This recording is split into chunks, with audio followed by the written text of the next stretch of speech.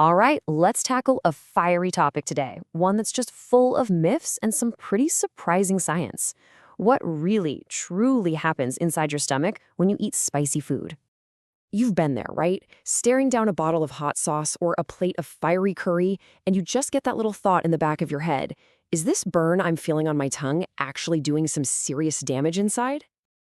Well, I'm here to tell you that fear, it's based on one of the most persistent myths in all of nutrition. And the real story of spice in your stomach, oh, it's not some simple tale of damage. It's way more complex and frankly, way more interesting. And hey, don't just take my word for it. Gastroenterologists see this all the time.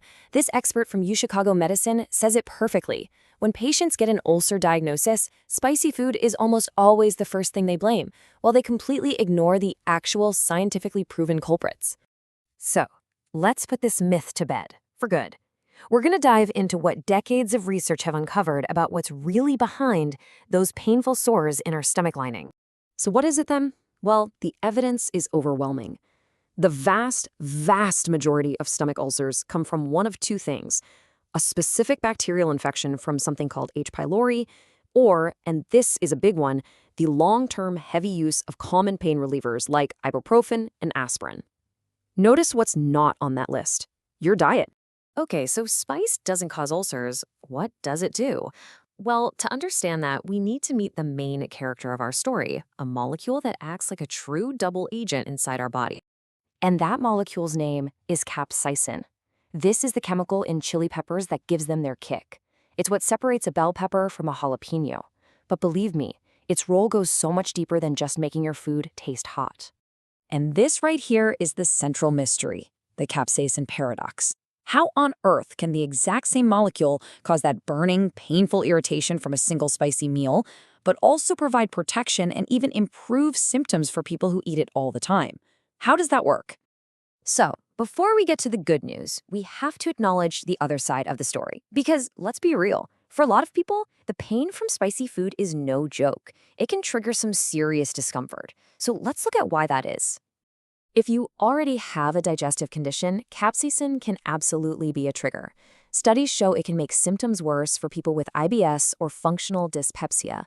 And for people with acid reflux or GERD, it can actually relax the valve that's supposed to keep stomach acid down, making things worse.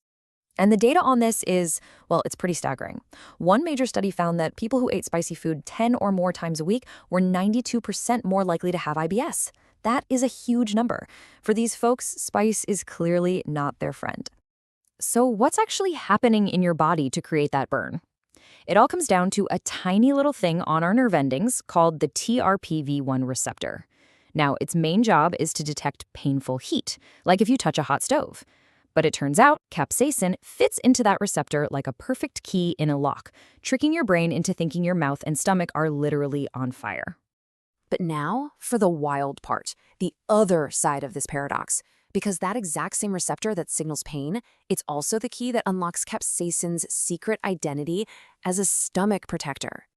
And this is where that old ulcer myth just gets completely flipped on its head. Far from causing damage, studies show that when you eat capsaicin in moderation, it can actually tell your stomach to produce less acid, to create more protective mucus, and to increase healing blood flow to the stomach lining. You see, when capsaicin hits those TRPV1 receptors in your stomach, it makes the nerve endings release these powerful defense compounds, things like CGRP, which boosts healing blood flow, and substance P, which helps control inflammation. It's like capsaicin is sounding an alarm that tells your stomach, hey, beef up the defenses. And here it is, the biggest irony of all. Research has now shown that capsaicin actually fights the growth of H. pylori, the #1 bacterial cause of stomach ulcers. So the very thing we blamed for ulcers for decades might actually help fight the real culprit. How wild is that? So how can both of these things be true? How can it hurt and help? The answer lies in how our amazing bodies adapt over time. This is really the aha moment of the whole story. This is the key question, right? If hitting that TRPV1 receptor causes a painful burn, how is it possible that doing it over and over again can actually lead to less pain and even an improvement in symptoms for some people? The magic is a process called desensitization. Think of it like this. The first time you eat something really spicy, the nerve fires off all its pain signals at once. But if you keep stimulating it regularly, day after day, the nerve ending basically runs out of ammo. It uses up its pain-transmitting chemicals. It becomes less reactive or desensitized, meaning the same amount of spice causes less and less of a pain signal. Your pain threshold literally gets higher. So, let's bring it all home. Is spicy food a friend or a foe to your stomach? It is time for the final verdict, and maybe more importantly, a practical guide for what this means for you. And as with so many things in health and nutrition, the answer isn't black and white. It's not a simple yes or no. For some people, spice is absolutely a foe that triggers immediate discomfort. But for others, it's a friend that provides some amazing long-term protective benefits.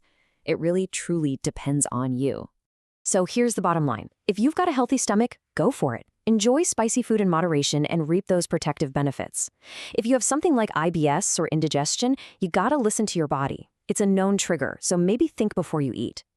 For those with GERD, be cautious, especially late at night. And if you have an active ulcer, while spice didn't cause it, it can definitely feel like throwing salt on a wound. So it's best to avoid it until you've fully healed.